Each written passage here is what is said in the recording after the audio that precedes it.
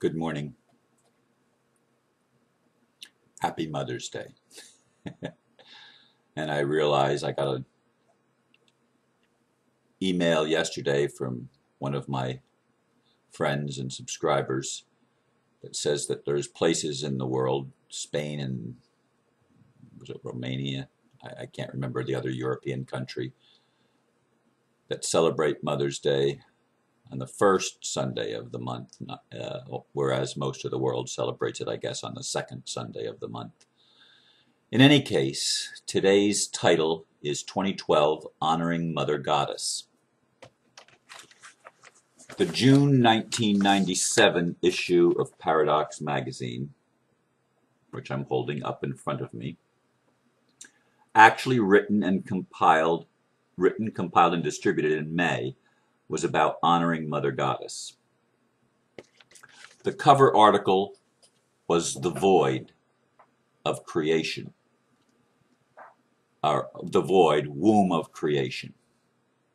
Other titles included Images of God, Where's My Mommy? Mother, Oh My Mother, Father's Greatest Sacrifice, and What Are You Going to Do with a Man Like Me? I wrote each of these. When I grabbed this issue about a month ago, rereading these for the first time in a long time, I determined that I would read Father's Greatest Sacrifice on Mother's Day. And so, that's the one that I'm going to read to you. I haven't read an article in a good while, probably since about January of last year, although I might have read some stuff in between. I'm not sure. I don't remember. Anyway, Father's Greatest Sacrifice. Oh, the mother. How persistent and stubborn she has been. Always insisting I was lacking something important. My light and love, she claimed, were not enough. She kept inferring that my light was demanding and self-righteous, and my love was not as unconditional as I pretended. All she did is make me angry. I didn't like being angry. I was a reasonable and brilliant God. My light powered the entire universe, and my love held it together. I didn't like listening to her constant complaints. I did everything I could to turn her off and tune her out. Lovingly, of course. Finally, I banished her from my presence. I couldn't take any more bickering. She made her home on earth while I remained in heaven. Even though I was sure I wanted nothing to do with her ever again forever, her magnetism kept drawing spirits from the heavens to her realm.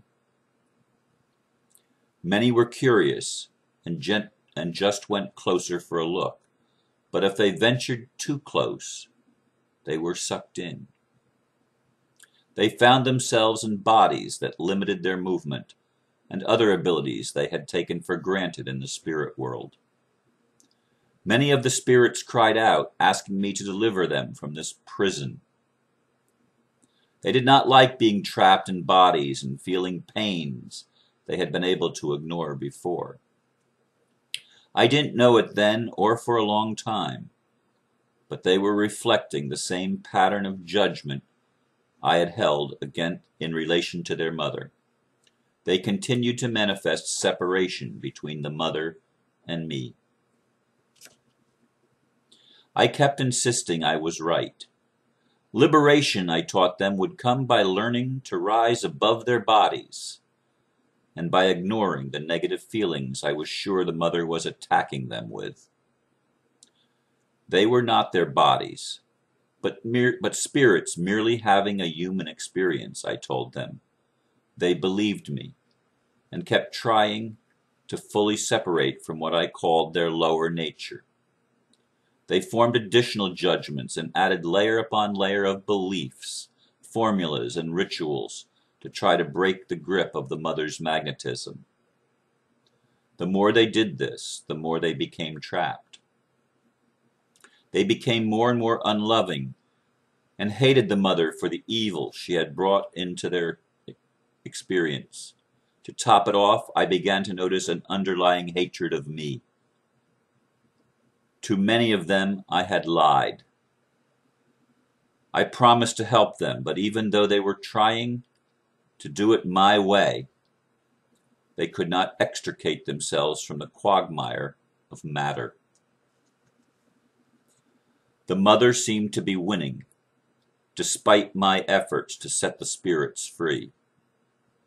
The longer this went on, the more hatred, anger, terror, and fragmentation occurred. Creation was literally coming apart at the seams. This realization brings me to my greatest sacrifice, admitting the mother was right. I do lack the wisdom to stop the disintegration on my own and in my own way. Father doesn't always know best. He needs the mother, and the truth is that she needs me too. Why she would still want me, after all the hell I have put her through, is beyond my understanding, but she does. She had the wisdom to know she couldn't do it alone long before I did. Yes, I'm finally getting it. Everything I kept seeing as the problem with my creation was always out there. I kept saying, mine is the only will in the universe. So, like good little creatures, many kept on praying, not my will, but thine be done. I kept saying through the masters, you have to get beyond your egos. Little did I realize that I had been giving the message I most needed to hear. Now don't get the wrong idea here. Just because I'm telling you this and sacrificing my image in the process, don't think you can now take my place. That's what some of you have wanted to do for a long time. You think the answer is power, and you want to be in charge of your own power and light company. Well, I know where you're coming from, and I remind you that you need to learn from my new example here.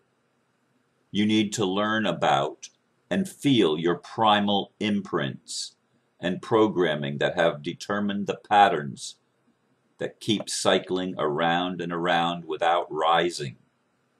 Living consciousness is not about power and light.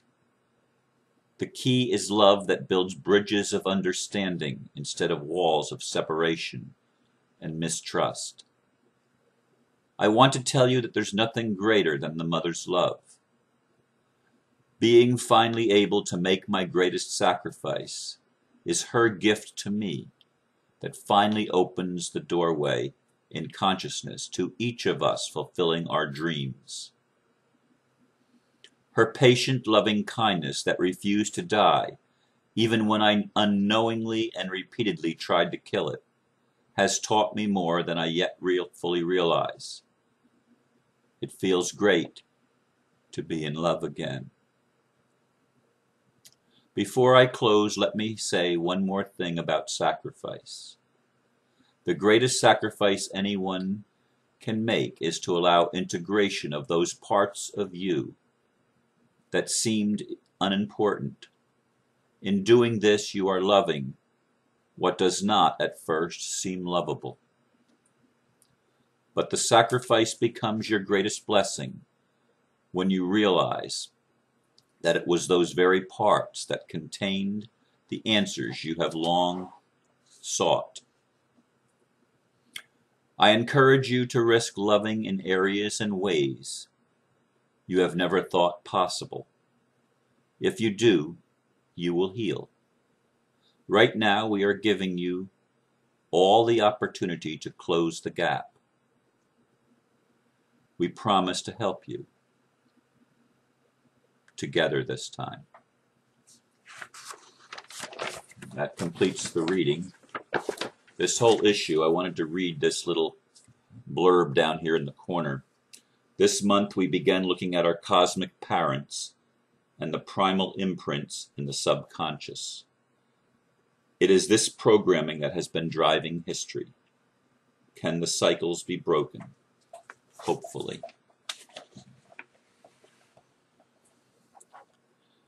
Thank you for listening to this article that I wrote.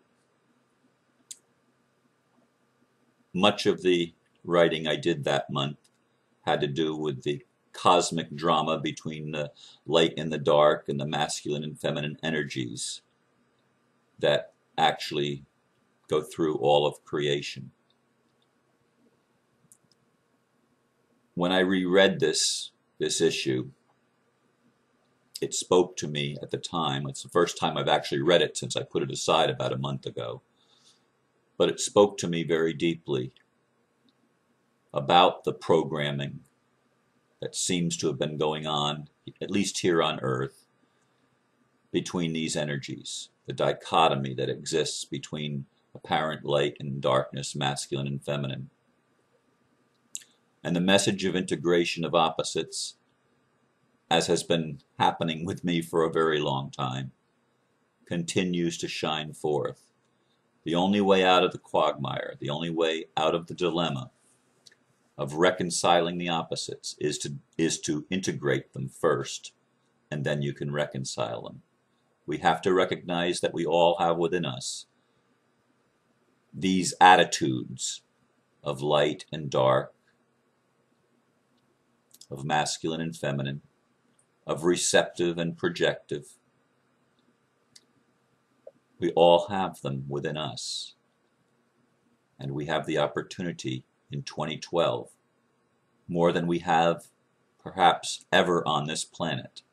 I don't know how much this cycling has been going on, but we have the opportunity in 2012 to reach a new plateau of understanding and a new plateau of integration, bringing together the parts of ourselves that seemed unlovable, integrating them,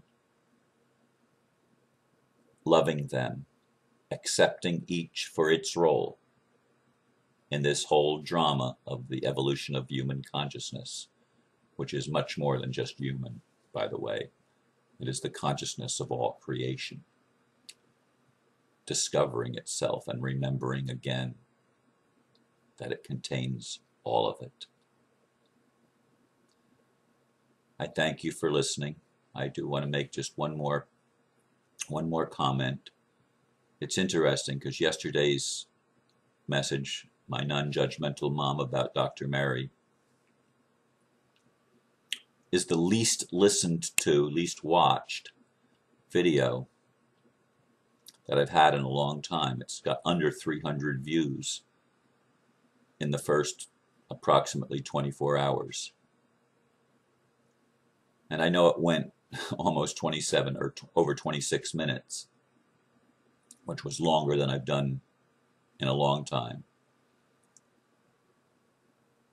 But for those of you to understand the drama that's been going on with the lawsuit and my relationship with the Mary Horgan Center and why I call my home the Mary Horgan Center for Spiritual Development, I invite you to go and listen to that podcast from yesterday, my non-judgmental mom. Being Mother's Day, I ask each of you to honor the feminine, to honor the goddess. The goddess is able to heal us when we embrace her fully.